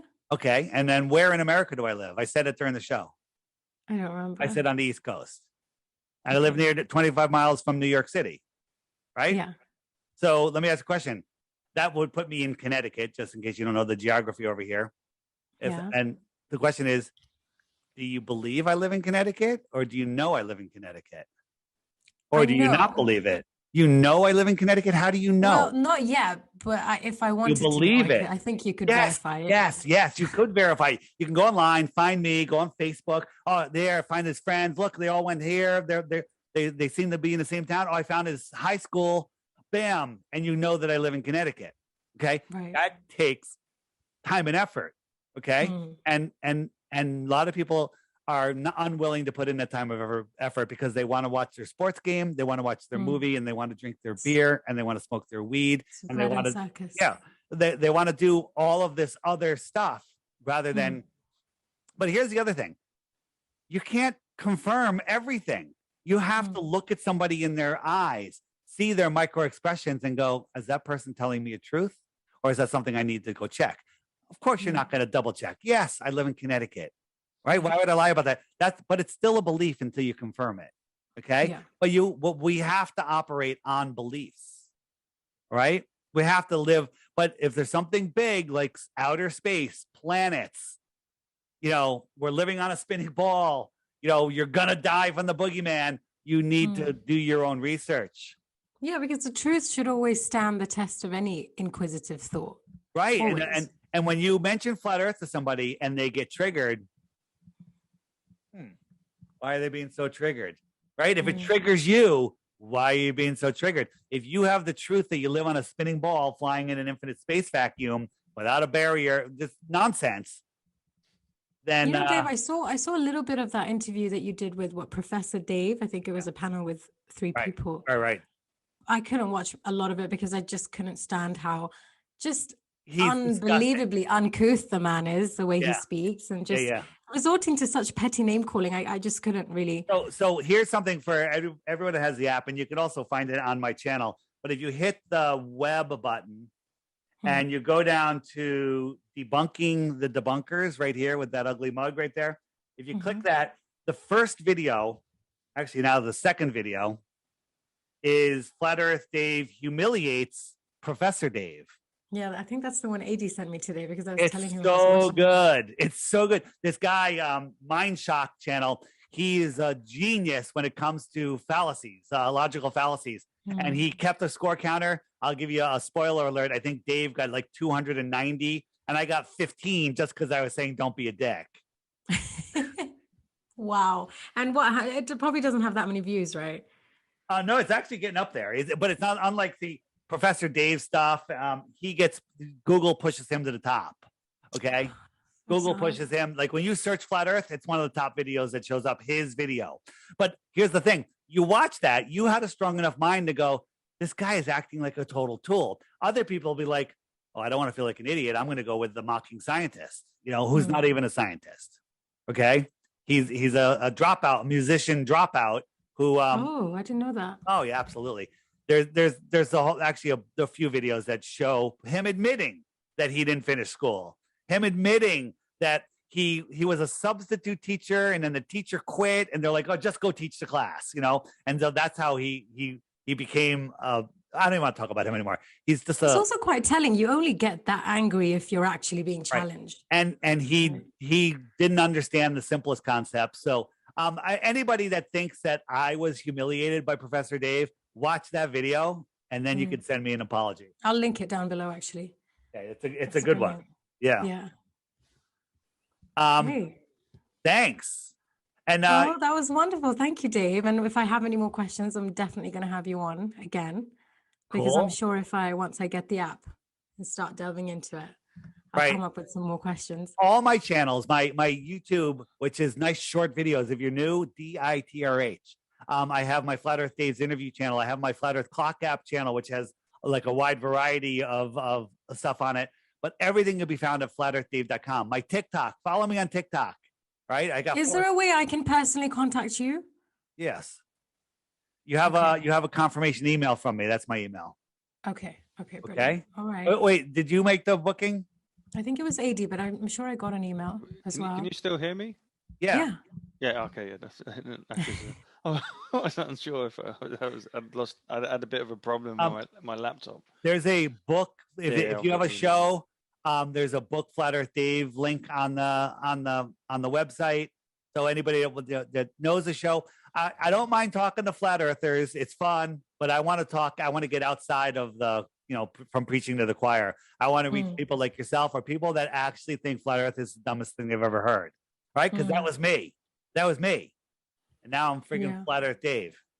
Yeah. It's not fun talking to the already converted, is it? No, it's fun talking to everybody, but we need to get outside. We need, now that there's 75,000 people on the Friend Finder, what if everybody woke up one person a week? This would be over before the year's over.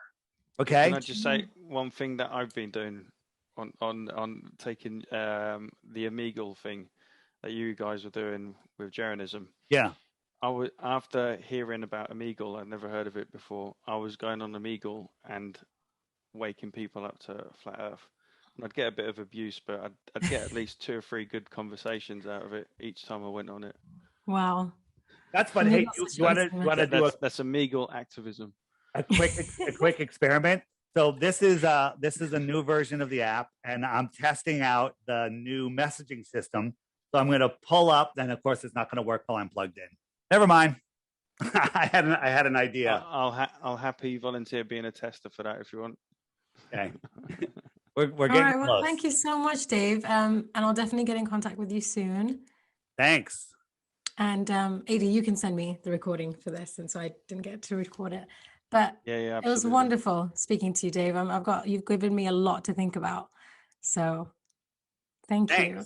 Here's the thing. You have 2 choices now. You can go back to sleep and try to forget everything that I've told you, but it will haunt you for the rest of your life. Okay. Or you can start looking into it. And here's the thing. We have lives, we have jobs, we have all the stuff. Just when you get up in the morning, when you're having your breakfast, just watch the daily video. Just boom, click the daily video, and that's it. You're done for the day. And I do short ones during the week, longer ones on the weekend usually. And just watch that and go, oh, that was interesting. And then, during your lunch break, you'll be like, let me watch another one. Let me watch another one. Let me watch another one. And then you'll be like me. Okay. It's quite addictive. And me. Brilliant. Thank you so much, you guys. Thank you, AD, for joining as well. All right. Our pleasure and absolute pleasure. Yeah.